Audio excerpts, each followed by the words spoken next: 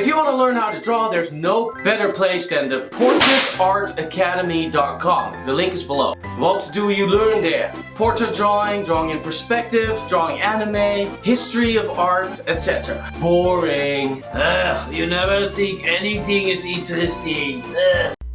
Okay, let's talk about choosing an image. As an artist, you have to make good choices. Understanding what you want to spend your valuable time on. Now, if you get an assignment from someone, maybe you don't have a choice.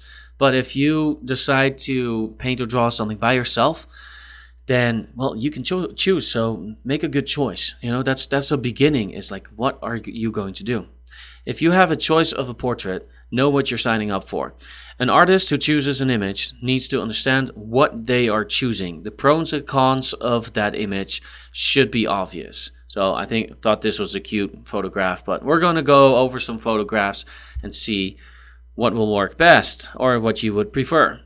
Questions you can ask yourself are these. How much work will it be to create this? What will be the hardest to draw or paint? Do I like the contrast and the lighting? Do I like the composition? Do I like the subject or the person? Is it cropped off in the right way? Does it blend in with the environment? Do I like the facial expressions? How much detail does the photograph show? Because sometimes it's a really pretty photograph, but if it's blurry or it's just a low resolution, maybe you can't work with it as accurately as you want. If you use color, do I like the colors? Is another question to ask. Here's some examples of women. Let's look at some photographs of women and let's analyze why you would want or not want to draw or paint them. I'm going to give you some pros and cons for each of them. And then you understand that it's not like you have to do this or this one's necessarily always better than that one. But you have to ask yourself these questions to make sure that this is what you want. Why would you not want this? Or why would you maybe choose this one? This one who's combing her hair. Now, the pros are she has a pretty smile. Her eyes are dark, which makes it easy. Because they stand out a bit more, creates more contrast, and there's highlights in the hair, so that can create some depth as well. The cons are, though, her hair dryer distracts from the person. Like, it really just is in the way of what she looks like. It's a half-body shot, so it focuses less on her face, so you'd have to zoom in on that or crop it off in some other way if you wanted that. Lots of hair to draw. She has a lot of hair. She shows her teeth, which is tricky. It's kind of, it's really accurate thing to try to draw perfectly. And it could have used more contrast. It's really not that great. It's not like there's a light in a certain direction shining on her. It's just, it's just a standard photograph. And I would also add something I haven't added yet is this looks kind of complicated, this bracelet right here. Here's the blonde with a smile. The pros are contrast in the hair. See, there's a lot of contrast right there. And then here you got all this little contrast and stuff like that. Here it's darker, here it's lighter. But you'd have to do the background a little darker too if you want to make this stand out. And it's a more or less a frontal view. The cons are there's not much contrast in the face or the eyes because the light is basically coming from the right and more from the back. So this is all in the shadow.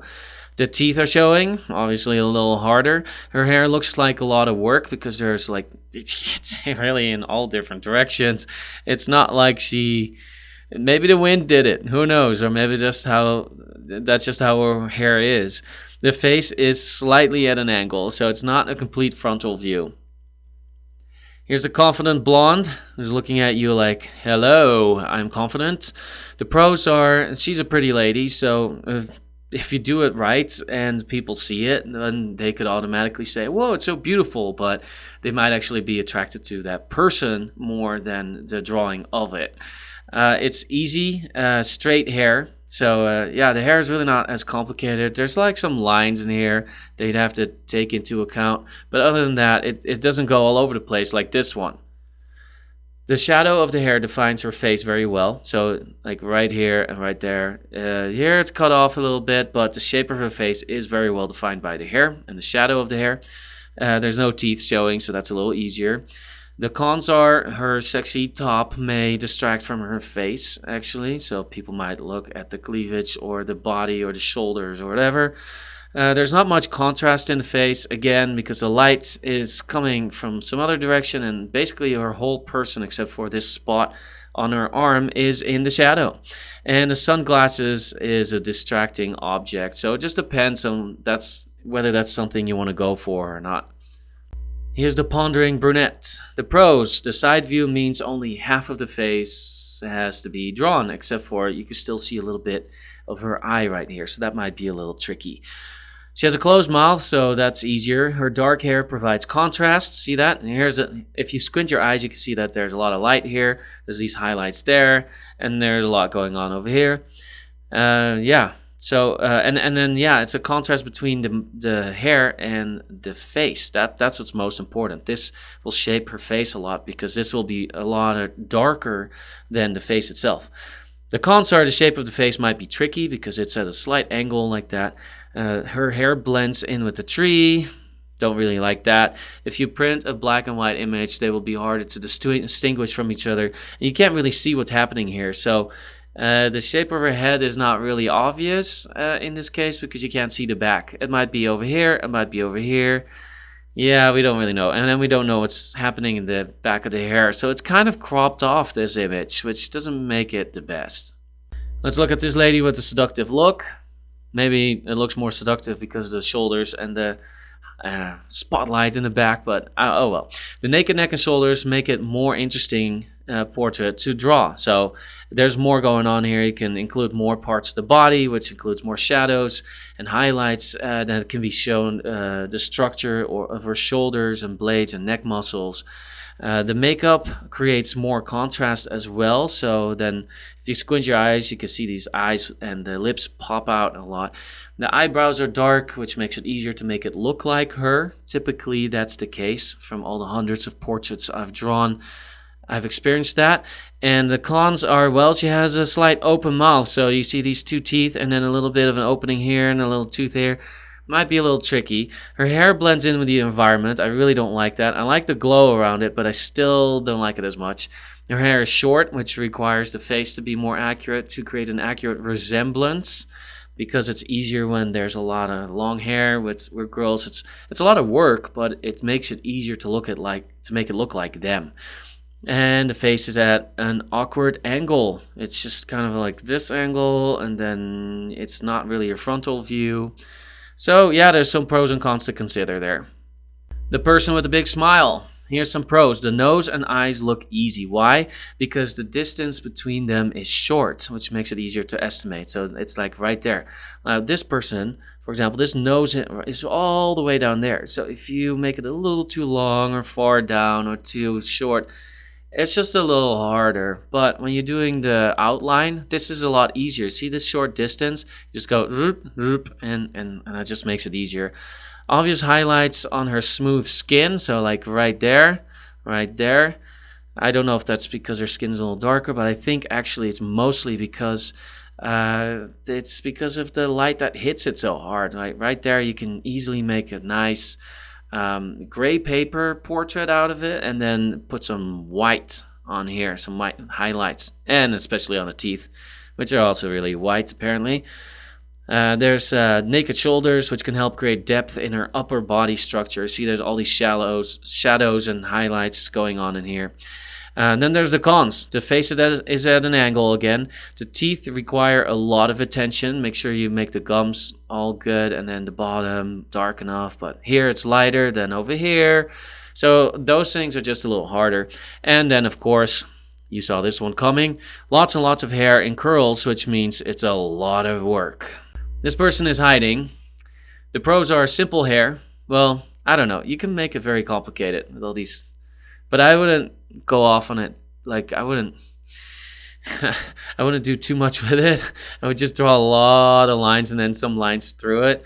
Obvious shadows in the eyes, which creates more depth, like right here and right there, and then around it even.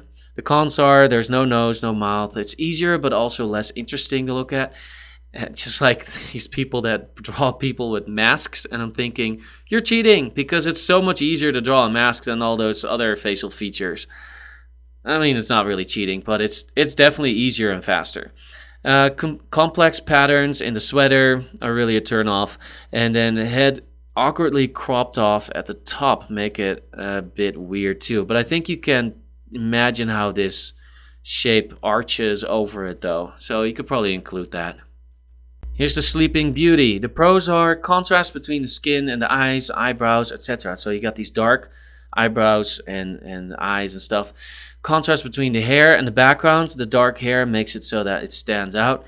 Beautiful image and an attractive lady. Why do I like the image so much? I just like the color and this around it and stuff. And she's very attractive with the smooth skin and stuff. The cons, awkward cutoff of the body right there. Because some of it is hiding underneath the blanket. It's a tricky angle. I mean, look at it. It's in this direction. Smaller image, you might want to print a zoomed in version. So you have to zoom in on the face or just on the body parts, not all of it. There's little contrast between the skin on her arms, the face, and the shoulders, and the light background. So if you squint your eyes, she doesn't even stand out that much because this arm, it's about the same color as the background, and the same thing over here. So now that might be a little bit of a turn off when you're trying to create an artistic portrait.